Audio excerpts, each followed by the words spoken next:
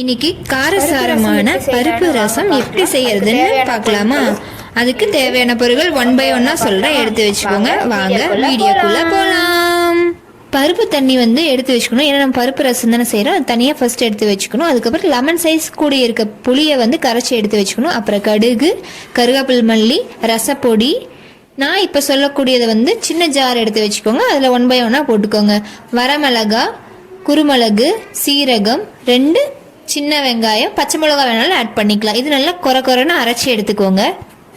அரைச்சி எடுத்ததுக்கப்புறம் இந்த 2 பொருளும் உங்கள் பக்கத்தில் எடுத்து வச்சுக்கோங்க. 6லேருந்து 7 பல் பூண்டு, அப்புறம் கொஞ்சம் ஒரு கையளவுக்கு மல்லித்தலை.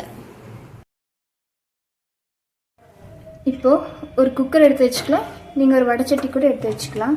நீங்கள் எதில் ரசம் வைப்பீங்களோ அதில் வச்சுக்கலாம். இப்போது குக்கர் சூடானோமே நம்ம ஒரு 2 டேபிள் ஸ்பூன் எண்ணெய் ஊற்றிக்கலாம்.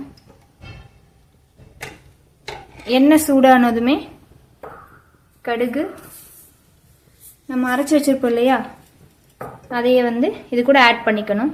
இப்போது கடுகும் நல்லா பொரிஞ்சிருச்சு. அரைச்சி வச்சதையும் இது கூட ஆட் பண்ணிக்கலாம். ஆட் பண்ணிவிட்டு பூண்டை தோலோடு நல்லா தட்டி எடுத்து வச்சுக்கணும். அதையும் இது கூட ஆட் பண்ணிக்கலாம். அப்புறம் கருவேப்பிலை. நம்ம வரமிளகா அரைச்சங்காட்டி இதில் வரமிளகா ஆட் பண்ண வேண்டியதில்லை. நெக்ஸ்ட்டு பருப்பு தண்ணி எடுத்து வச்சிருந்தோம் இல்லையா, அந்த பருப்பு தண்ணி இது கூட ஆட் பண்ணிக்கலாம். இது நல்லா ஒரு கலக்கி விட்டு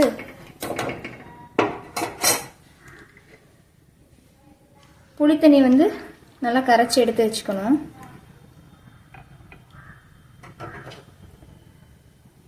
இப்போ லைட்டாக கொதிச்சிருச்சு. கொதிக்கும் போதே நம்ம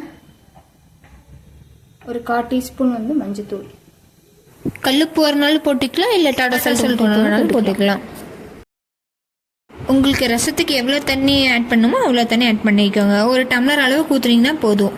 ஏன்னா நம்ம பருப்பு தண்ணி எக்ஸ்ட்ராவே போட்டிருப்போம், புளி தண்ணி ஊற்றுவோம், அதே கரெக்டாக இருக்கும். நீங்கள் சக்தி ரசப்பொடி வாங்கி 2 ஸ்பூன் வேணாலும் போட்டுக்கலாம், 1 ஸ்பூன் வேணாலும் போட்டுக்கலாம். அதுக்கப்புறம் கட்டி பெருங்காயம் போடுற மாதிரி இருந்துச்சுன்னா முன்னாடியே போட்டுக்கோங்க.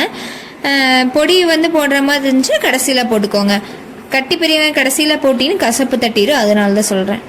இப்போ கடைசியாக பெருங்காயத்தூள் 1 ஸ்பூன் போட்டுக்கலாம், சின்ன ஸ்பூனில். அப்புறம் புளி தண்ணி கரைச்சி ஊற்றிக்கலாம். ஒரு கொதி வந்தோடனே மல்லித்தலை போட்டு ஆஃப் பண்ணிக்கலாம். அவ்வளோதான், ரசம் முடிஞ்சிருச்சு. நெக்ஸ்ட் வீடியோவில் பார்க்கலாம். ஓகே, பாய். சூப்பரா இருக்கும். என்னென்ன சொல்றான் பாருங்க, கம்பி கட்டுற கதையெல்லாம் எடுத்து போடுறாங்க.